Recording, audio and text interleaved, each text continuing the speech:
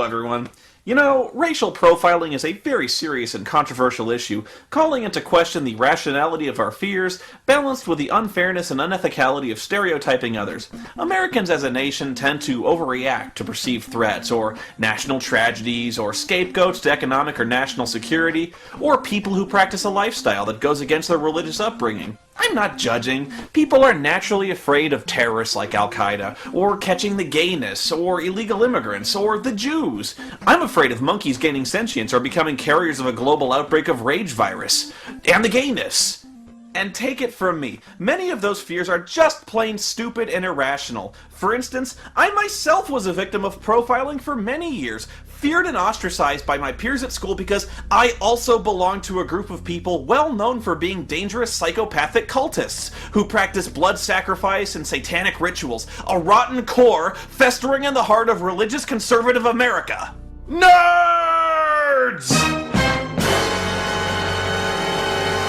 The most dangerous enemy of all, infesting every strata of American society, not easily profiled by race or social class. Nerds could be anywhere, meeting in secret and practicing their black masses by playing the most evil, diabolical, unholy game ever created. No, not that one. I'm talking about Dungeons and Dragons, Satan's game.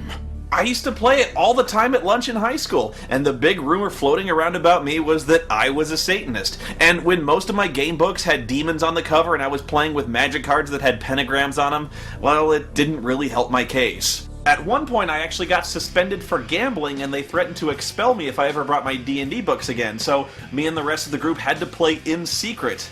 The other rumor going on about me was that I was gay because I was in drama club, so I was a gay Satanist. I was just positively evil.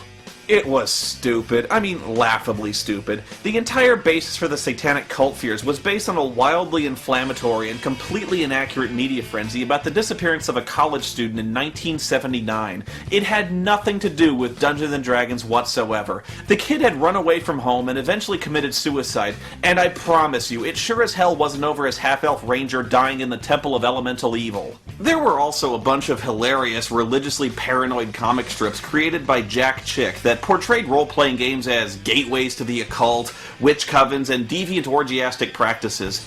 Almost immediately after the student's disappearance, an author named Rona Jaffe wrote a novel based on the incident, and for some insane reason, that novel was turned into a TV movie called Mazes and Monsters, exploiting people's fears of Dungeons and Dragons and role-playing games. Even my mother was afraid I'd fallen in with a satanic cult when she saw me reading the books.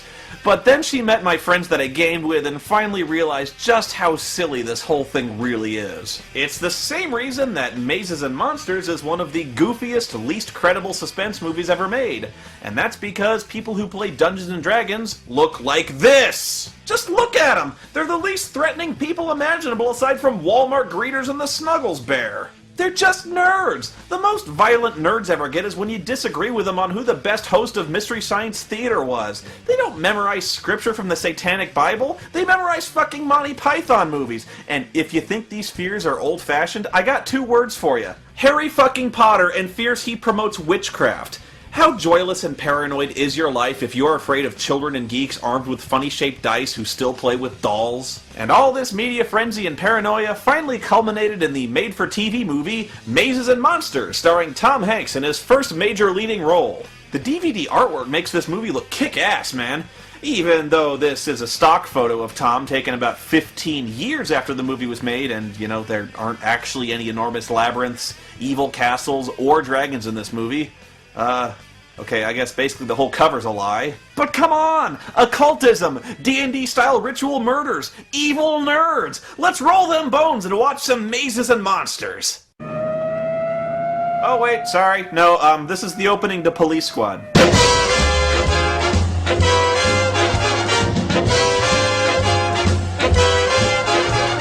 Look, we heard a game of Mazes and Monsters got a little out of hand over at the university. 15 seconds, bud. Oh my god, what?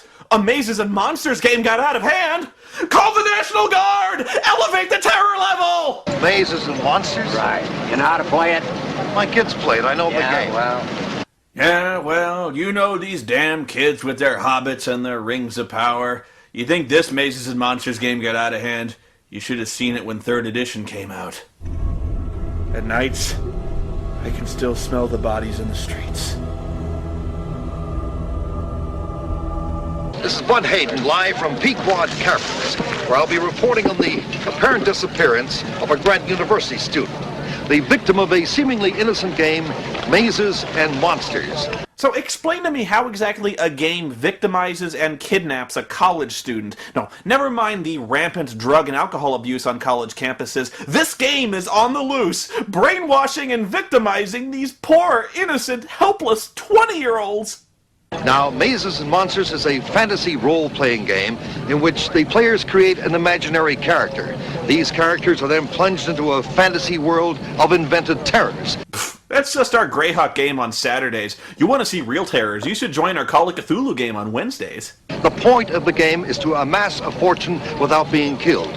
Well, as long as we're making broad generalizations here, isn't amassing a fortune without getting killed part of the point of real life too? It's kind of a psychodrama, you might say, where these people deal with problems in their lives by acting them out. Oh my god. People finding a healthy outlet to deal with their real-life problems? Those evil bastards should be rounded up and drowned in ammonia! Then we're introduced one by one to the gaming group 6 months before the disaster, starting with JJ, a 16-year-old boy genius who's about to head off to college. And if you're wondering why he happens to be wearing a Germanic army helmet with a chrome spike on top, get used to disappointment, because this is never explained. Already, I have to wonder if it's the Mazes and Monsters players we really have to worry about, since JJ's mom is clearly a raving lunatic who obsessively and disturbingly redecorates JJ's bedroom on a random basis. Check out this horror show. What have you done? It looks like a hospital! No, it looks like a hospital bathroom, or the inside of a See's candy store. I can tell you don't like it. Don't like it. I hate it. Do you know how many of my clients would give their eye teeth for a Julia Brockway room like this? Why, just last week, Jennifer Lopez asked me to do her entire dressing room like this. Then we meet Kate, who appears to be in the middle of shooting a douche commercial with her mom. Mom, when Dad left us, were you ever sorry you married him in the first place? Do you ever feel, not so fresh? Sure. That's why I douche. But only with natural ingredients. So Noreen is boring, huh? Boring is the nicest thing I can say about chlorine. Kate, she is your father's wife now. No, you're my father's wife. When Dad left us, were you ever sorry you married him in the first place? For about 1 minute. But I was really angry. Listen, we had some very happy years together. Life is risk. Yeah, but I don't know, the guys at school are such chauvinists. I can't be myself with them. You know, you have to pretend to be dumb because bright girls scare them. Feelings scare them. Oh, I'm sorry, I kind of lost interest in your boring-ass talkie scene, so I started playing some Bayonetta. Are there titties in this movie? No there aren't. Mary Sue here wants to be a writer, but feels she needs to pick up some more life experience before she can start the next great American novel. I've got writer's block, but I finally figured out why. It's because I haven't really lived yet, so how can I write about things I don't know about? That's never stopped Stephanie Meyer or Ann Coulter. We also meet Daniel, a guy who looks and dresses exactly like Fred from Scooby-Doo. He also comes from a white privileged family who doesn't like his decision to go to Grant University instead of prestigious MIT. He wants to design games instead. Just give me a little more time, okay? Daniel, this is a very competitive world, and you're going to have to live in it now. Not later, but now.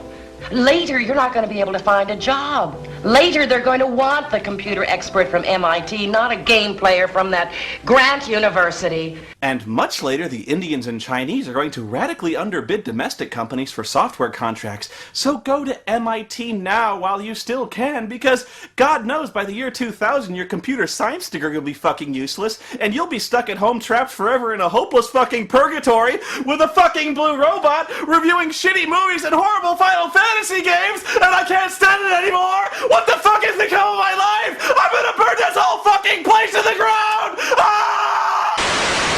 All I know is to take my medicine. I always take my medicine.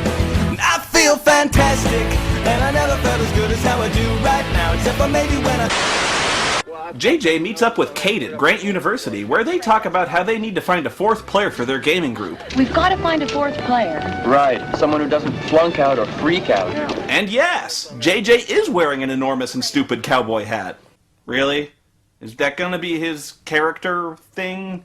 Wearing a new stupid hat in every scene? Because I can do that. It's not that funny. Anyway, JJ posts a sign looking for a new player on the cafeteria bulletin board. But interestingly, the sign doesn't have any form of contact information on it. Instead, JJ lurks nearby, watching the board like a hunter. When Robbie, played by Tom Hanks here, stops to read the flyer, JJ pounces in a matter of seconds. Hi, I'm JJ Brockway. So they don't want anyone crazy in their group, but JJ's been staking out the bulletin board for days wearing a World War I aviator's helmet and goggles, just waiting for someone to take a passing interest in their flyer. Dude, just have a little tear-off strip with your phone number on it, asshole. JJ invites Robbie to a Bridget Bardot-themed party. Don't ask, because seriously, a hard hat? No, that just doesn't make any sense. Someone really has to call an intervention on this hat thing, because we're only 14 minutes into this movie and you're already pulling this on us? I brought you something. Ah, 1987, great year. You know, JJ should really be more impressed by this, since this scene is set in 1982, and a bottle of wine from 1987 would mean that Robbie brought it back from the future! Robbie also runs into Kate, and they start talking about mazes and monsters in that way non-nerd screenwriters think nerds talk about RPGs. I played a game called Mazes and Monsters a little too much. You're kidding. What level? Ninth level. So am I. Oh. Isn't it wonderful to be finally creating your own scenarios? Yeah, and your own fantasies, too. I'm really gonna miss it. Oh, Robbie, you poor bastard. You sound just like me when I was trying to quit amphetamines. See, for Robbie, this just isn't fair. Gamer girls today are relatively commonplace, but in 1982? Shit, finding a girl who could talk intelligently about Dungeons & Dragons was a statistical impossibility. It was like discovering penicillin by accident. So, if you were a nerdy guy and you actually had the chance to meet a gamer girl, it was like the holy grail. It was your one chance in ever to get laid. So, grades, D&D, and sex... I am the maze controller. The god of this universe I have created. The absolute authority. Only I know the perilous course which you are about to take. Your fate is in my hands. Yeah, this guy's pretty good, but this is how you really run a game. Feeling brave tonight? How brave? Brave enough to do battle with hideous monsters? I'm Glacia the Fighter, and I've won the mighty talking sword of Lothia. I am Freelick, the frenetic of Glossamere, the cleverest of all sprites. I am Pardieu, a holy man. In reaching the 9th level, I have acquired many magic spells and charms, the greatest of which is the Graven Eye of Timur. Yeah, this is what happens when someone who's never actually seen a D&D game in his life tries to write a movie about D&D. As you might predict, Kate and Robbie fall in love. So much in love that they even get a sappy frolicking montage. And this is the worst thing that could possibly happen in any D&D group, because there's nothing more annoying in an RPG than two players who are nailing each other on the side. It's just gross. They're always agreeing with each other and having sex. It just makes you want to kill yourself. You know that no Grant University student has ever committed suicide? What can I do? Maybe I should smash my motorbike into the dorm wall. Then JJ starts planning ways to kill himself. I'm serious. He just spontaneously decides he wants to die despite never seeming the slightest bit depressed the whole movie up to this point. This is a pivotal scene in the film. It's gotta be the stuff that legends are made of. I want them to remember J.J. Brockway. But who will inherit his hat collection? This scene really bothers me. He's never seemed suicidal up to this point. And despite his crippling fashion sense, he somehow maintains a huge circle of friends that are all too happy to attend his ridiculous theme parties. It's not fair! I went out of this movie too! The mysterious forbidden Peakwood Caverns. Boy genius, suicides in caverns. They talk about it forever. I'd be immortal. And so, determined to gloriously kill himself by dying in a cave, he goes to Pequod Caverns, but suddenly, he's struck by a bolt of inspiration, an idea that will revolutionize role-playing games forever, intentionally sabotaging your Dungeon Master's whole campaign! However, between you and the evil undead is a deep pit, where at the very bottom you can see just a faint glitter. Freelick jumps into the pit to gather the treasure. How much does Freelick get? I love the look on the DM's face here. This is the classic Dungeon Master 1,000-mile stare of a hardened DM taken aback at just how fucked a player is, and realizing how boned the whole campaign's become in an instant. It's a trap. No. The pit is filled with sharp, gem-encrusted spikes. Frelick, the Frenetic of Glossamere, is impaled and dies. But man, who's the rich evil bastard who lines a pit trap with gem-encrusted spikes? Now that's just showing off. Aw, JJ, that was really stupid, jumping into the pit without using your sonar first. Really stupid. Why did you do that? Hey, cheer up, JJ. You can start again as a new character. Oh, it'll take him forever to gather power. Guys, weren't you listening? Gem-encrusted spikes, remember? Just go down there, pull his body off, and while you're down there, pry some gems off and pay for a resurrection. I'd like to propose a new game. Kind of an evolution of Mazes and Monsters, but we'd be playing at a much more sophisticated level. I propose we play Mazes and Monsters in a real setting. Pequod Caverns. And so, LARPing was born! Dignity died shortly thereafter.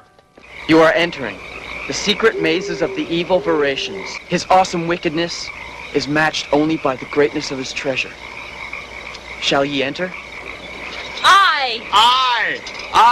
Yeah, I'm not feeling this one. You guys go have fun getting lost and dying, though.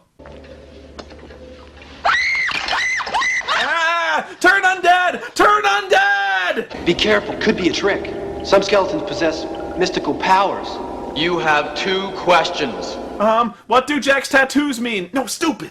Perhaps there's a clue hidden in the skull. Beware of the sacrilege. Beware of the sacrilege. Beware the humidity! The hell? Beware of the sacrilege. Okay, someone just duct tape a mag light into a skeleton's mouth. I think I can handle this. They start running around the condemned mine and, like any good adventuring party, split up to maximize their chances of falling down a precipice and being lost forever. That's when JJ starts rolling for random monster encounters. A monster! A monster! A monster! A Gorville! A Gorville!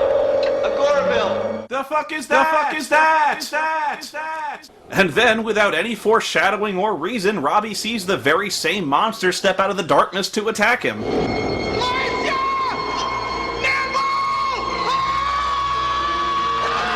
The others hear Robbie's pants-fudging squeals of terror and rush to his aid, only to find there's nothing there. Hey, Robbie? All right, hey, Robbie? It's all right.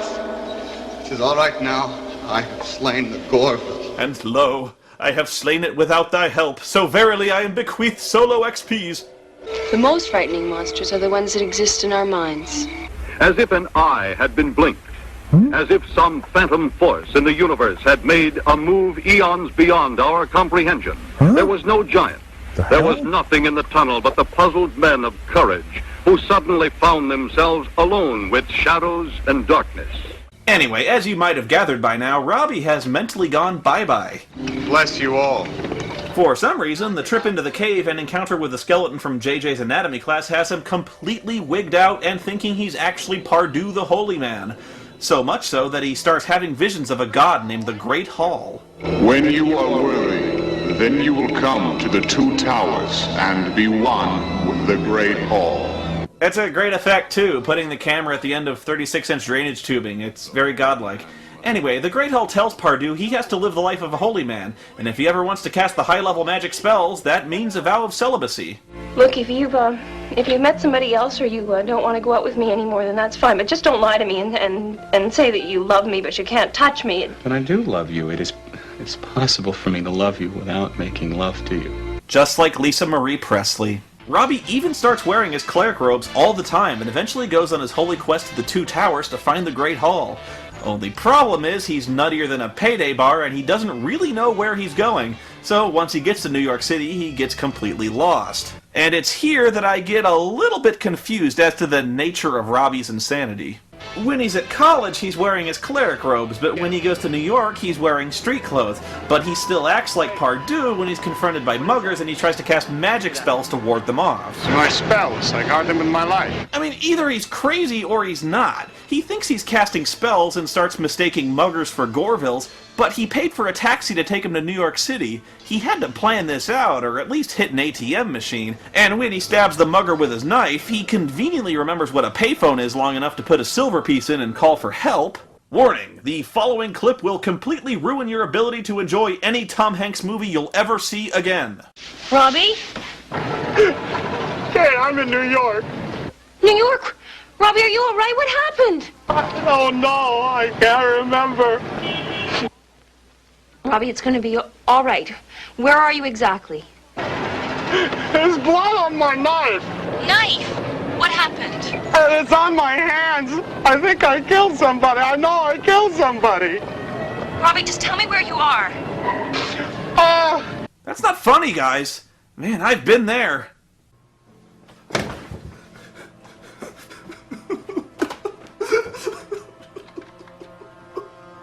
It's bullshit! I did not hit her! I did not!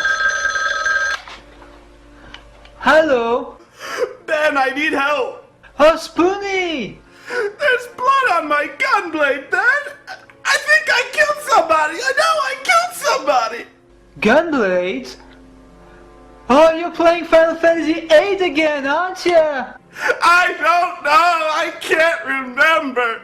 But Spoony, how can you do this?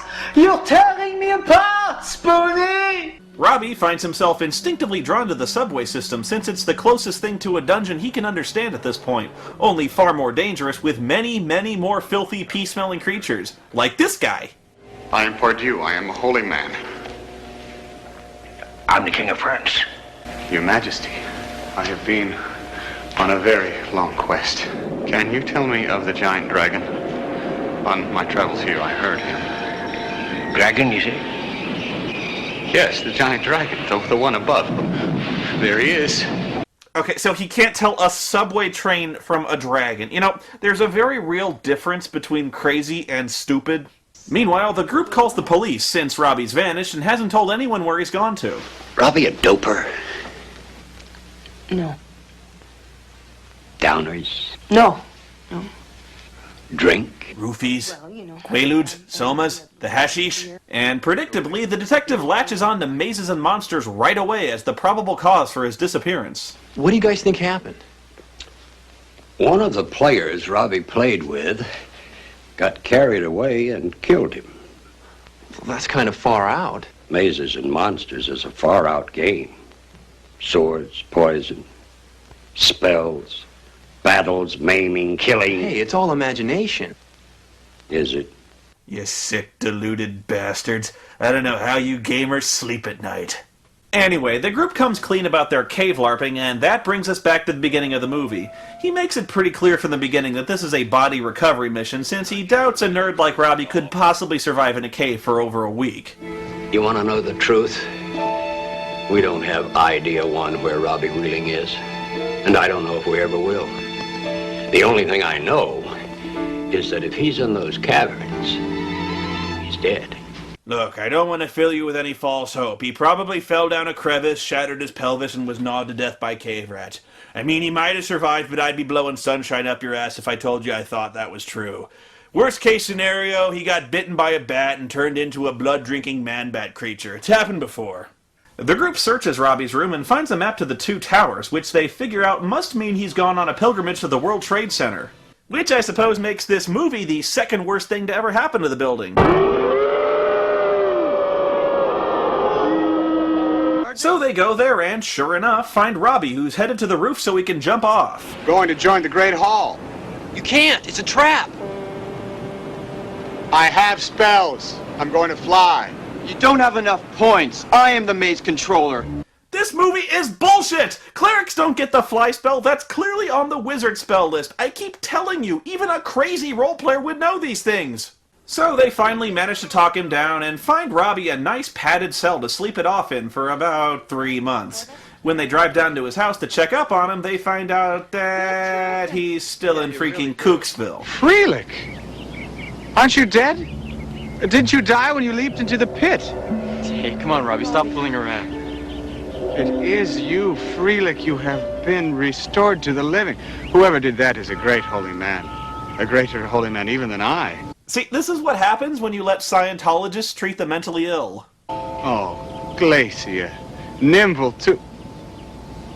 Perhaps you are preparing for yet another quest? Oh, Robbie. Glacia, has someone placed a spell of forgetfulness on you? I am Pardieu, the holy man. Up his medication! I ran out of hats. This lake is enchanted, and beyond there you see the great forest. I feel there must be some evil force dwelling within it. If we could vanquish that evil, the innkeeper and his wife could live happily and in peace. Yes,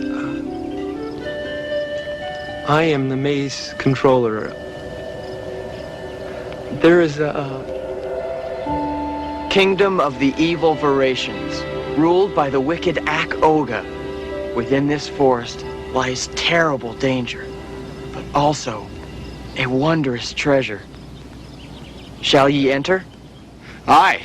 Oh, that's brilliant. Reinforces violent delusions, and it worked so well in Shutter Island. He thinks the neighbors across the lake are evil monsters. Before the week is out, we're going to find Robbie straddling their naked, flayed-open bodies while jerking off and shrieking the ballad of Bilbo Baggins. And so, we played the game again, for one last time. It didn't matter that there were no maps, or dice, or no monsters.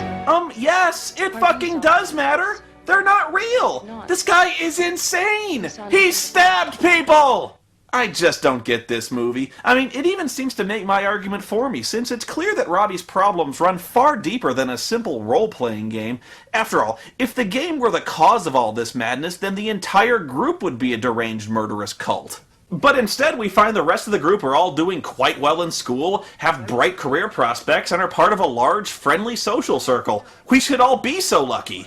It just really bothers me that people try to find scapegoats and blame violence, murder, and insanity on completely unrelated things like works of fiction and violent video games. I mean, I play D&D, I play violent video games, but that's not why I kill people. I kill people because it's the only way I can get an erection. Wait! Get up early when the sleeping pill wakes me. I take a wake-up pill to fill with energy. I power on hard and I check my messages, but I don't have any messages. I take a driving pill and head to my car. I drive around it because work isn't very far. I call my phone and I check my messages, but I don't have any messages. All I know is driving on drugs feels better when they're prescription. All I know is the world looks beautiful, the world looks so damn beautiful. I feel fantastic, and I never felt as good as how I do right now. Except for maybe when I think of how I felt that day, when I felt the way that I do right now, right now. I feel fantastic, and I never felt as good as how I do right now. Except for maybe when I think of how I felt that day, when I felt the way that I do right now, right now, right now.